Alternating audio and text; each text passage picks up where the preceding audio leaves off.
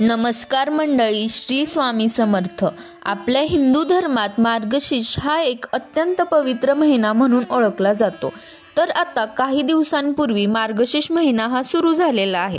तर आजच्या व्हिडिओमध्ये आपण मार्गशीर्ष महिना कधीपासून व शेवट कधी आहे, तसेच यावर्षी एकूण किती गुरुवार आले आहेत, पहिला गुरुवार कधी आहे, तसेच पूजा आपल्याला नक्की कोणत्या वेळेस करायची आहे, त्याचबरोबर व्रताचे उद्यापन कधी करायचे आहे आणि व्रताचे नियम कोणते आहेत हे जाणून घेऊयात.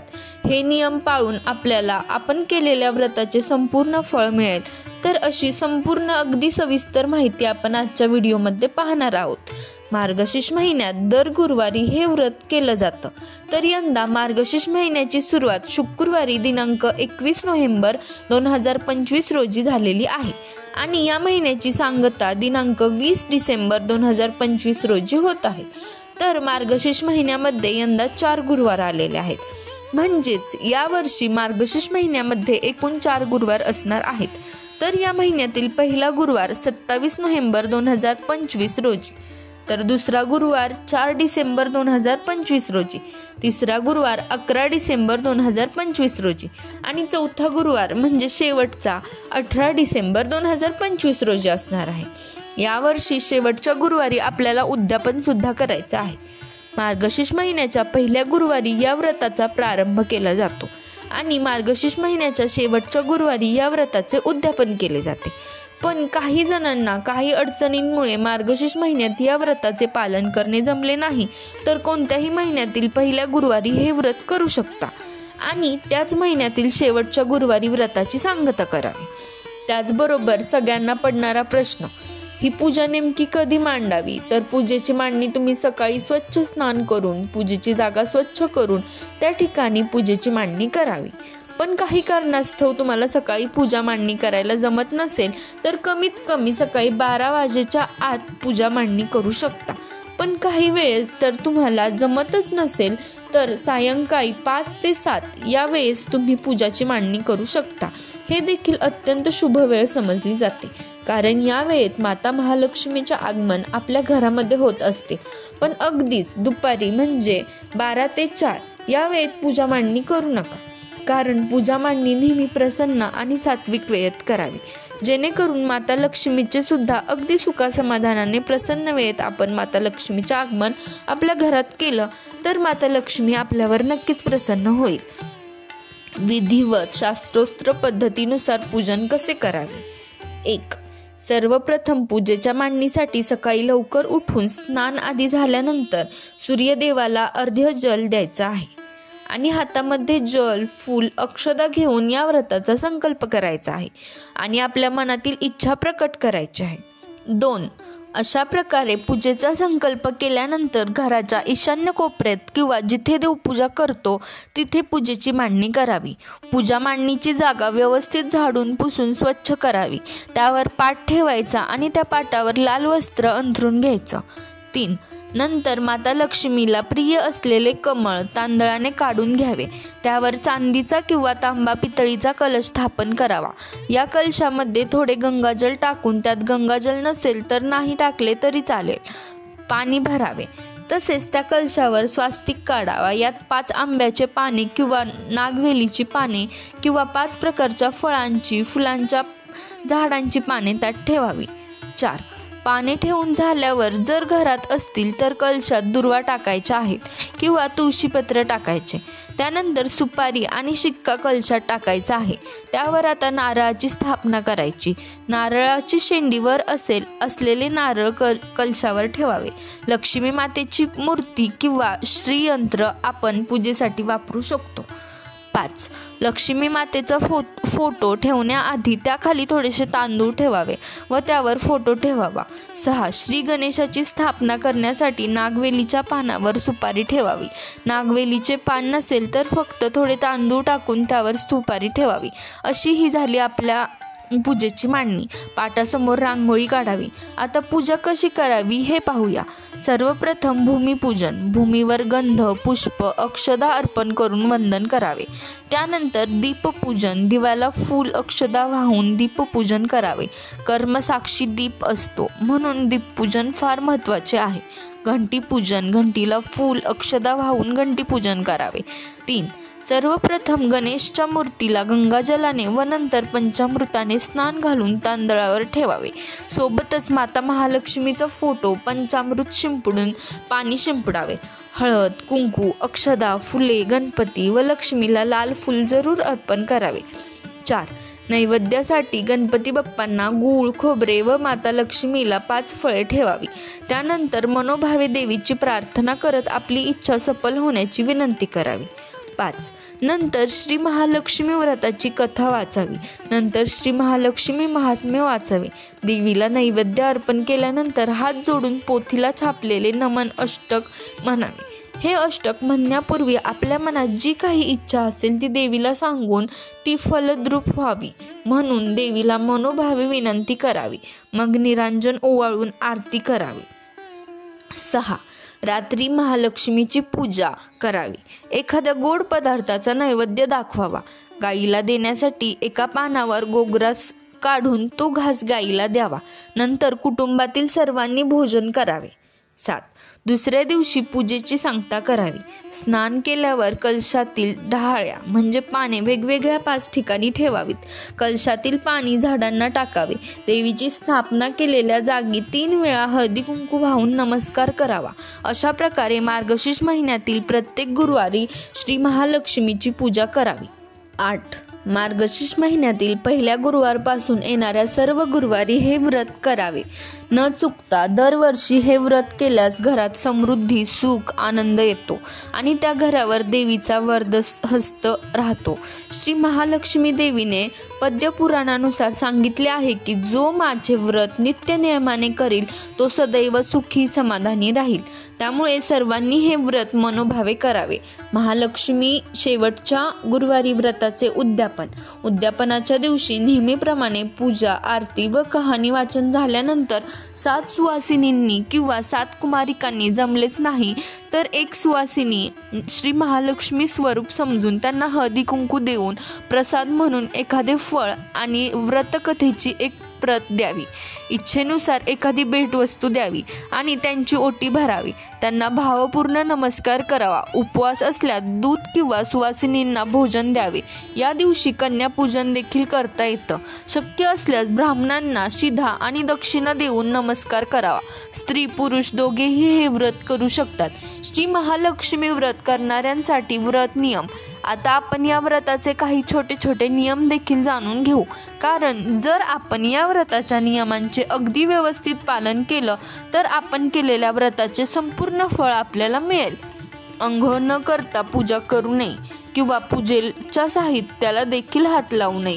बुधवारी सूर्यास्तापासून ते शुक्रवारी सूर्योदयापर्यंत कांदा, लसूण, मांसाहार करू नये. घाणेरडे किंवा मळकट कपडे घालून पूजेला बसू नये.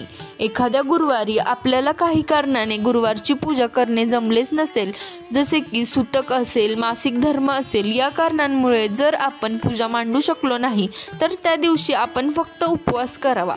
आणि जर मासिक धर्म असेल आणि घरामधील इतर व्यक्तीकडून तुम्ही ही पूजा करून घेऊ शकता, तुम्ही फक्त लांबूनच नमस्कार करावा. पूजेच्या ठिकाणी शिवाशिव करू नये. काही ठिकाणी वर्षभर या व्रताचे पालन करतात तर तुम्ही देखील वर्षभर या व्रताचे पालन करू शकता. मार्गशीर्ष महिन्यातील गुरुवारचे व्रत कोण करू शकते तर हे मार्गशीर्ष महिन्यातील गुरुवारचे व्रत अगदी कोणीही करू शकते.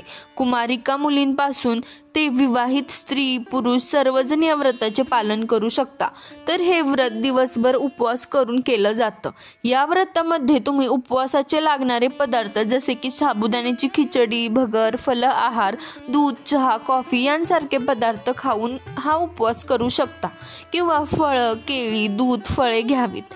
आणि सायंकाळी माता महालक्ष्मीची पूजा करून पूजेमध्ये महालक्ष्मीचे व्रत कथा आवर्जून वाचली जाते आणि नैवेद्य अर्पण केला जातो आणि मग हा उपवास सोडला जातो.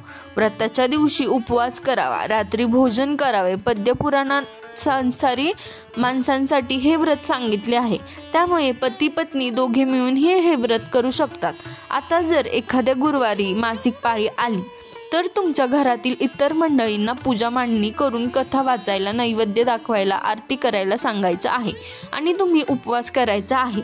आणि तो गुरुवार तुम्ही 4 गुरुवारमध्ये काउंट करू शकता, कारण मार्गशीर्ष महिन्यातील गुरुवारचे व्रत हे पहिल्या गुरुवारी सुरू केलं जातं आणि शेवटच्या गुरुवारी त्याचं उद्यापन केलं जातं. पण शेवटी काय, तुम्ही तुमच्या गावात, शहरात कशा प्रकारे केलं जातं त्या पद्धतीने उद्यापन करावं. पण शक्यतो मार्गशीर्ष महिन्यातल्या शेवटच्या गुरुवारीच या व्रताचे उद्यापन केलं जातं. आता हा प्रश्न सुद्धा बऱ्याच जणांना पडतो की आम्हाला महालक्ष्मी देवीचं व्रत असतं, मग गुरुवारी केस नाही धुतले तर कसं चालेल, फरशी नाही पुसली तर कशी चालेल, पूजा मांडणी करायची असते, मग उपवास असतो, केस न धुता उपवास कसा करायचा. तर बघा, गुरुवारी जर आपण केस धुतले, गुरुवारी जर आपण फरशी वगैरे पुसली, तर असं म्हटलं जातं की दुर्भाग्य, दरिद्र्य आपल्या घरामध्ये येते.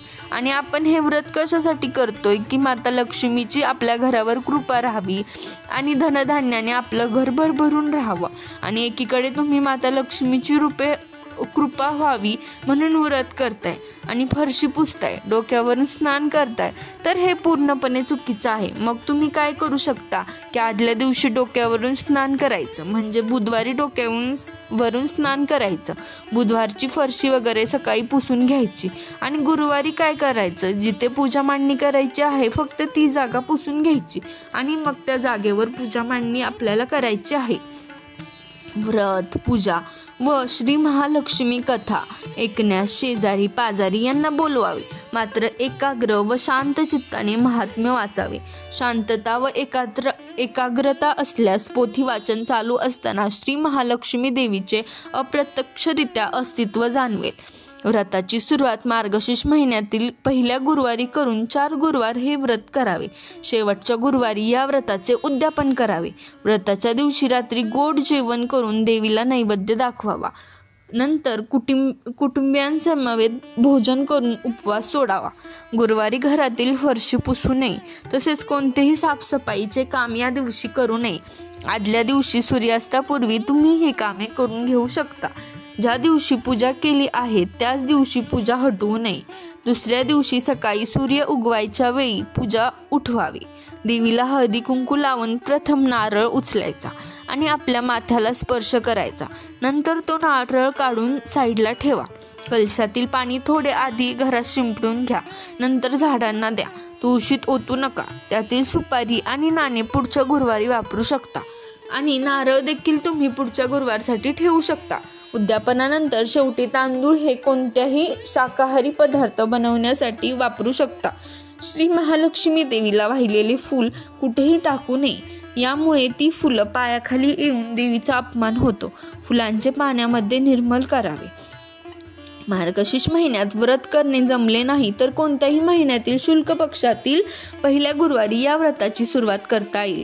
दर गुरुवारी श्री महालक्ष्मी व्रत करून देवीची यथासांग पूजा करावी. अशा प्रकारे हे व्रत करून शेवटच्या गुरुवारी उद्यापन करावे. खिचडी खाऊन हा उपवास सोडू नये. वाद भांडण करू नये. बोलताना चुकीचे शब्द वापरू नये. बाकी कोणतेही सोंग घेता येईल, परंतु पैशाचे सोंग आणता येत नाही. जेव्हा आर्थिक परिस्थिती बिकट असते तेव्हा सगळे मार्ग बंद झाल्यासारखे वाटतात. हे मार्ग खुले व्हावेत आणि लक्ष्मी मातेची कृपादृष्टी व्हावी यासाठी सोपा उपाय करून बघा. रोजच्या देवपूजेत शंखाला स्नान घालून त्याची नियमित पूजा करा, कारण शंख हे लक्ष्मीचे आवडते स्नान आहे. लक्ष्मी मातेच्या गळ्यात कवड्यांची माळ आपण सर्वांनी पाहिली असेल, म्हणून देवपूजेत कवड्यांची माळ अथवा कवठ्या ठेवून त्यांची पूजा करावी. त्यामुळे धनवृद्धी होते. लक्ष्मी माता कमळात विराजमान असते, ते तिचे आवडते स्नान आहे. दर शुक्रवारी शक्य असल्यास पांढरे गुलाबी कमळ अर्पण करावे.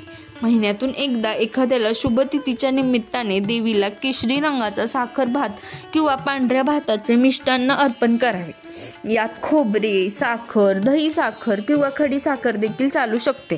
तुमच्या दारात प्राजक्ताचे झाड असेल तर उत्तम. देवीला प्राजक्ताची फुले आवडतात. तुमच्या आजूबाजूच्या परिसरात प्राजक्ताचे झाड असेल तर सकाळच्या प्रहरी निवडक फुले वेचून देवीला फुलांनी सुशोभित करावे. वैजंतीचे फूल देखील देवीला खूप प्रिय आहे आणि विष्णूंना देखील प्रिय आहे. भक्तिभावाने हे फूल अर्पण केले असता देवीची कृपादृष्टी लाभते. केळ्याची बाग जिथे असते तिथे आर्थिक चणचण भासत नाही, परंतु प्रत्येकाच्या नशिबात हे सुख नसते.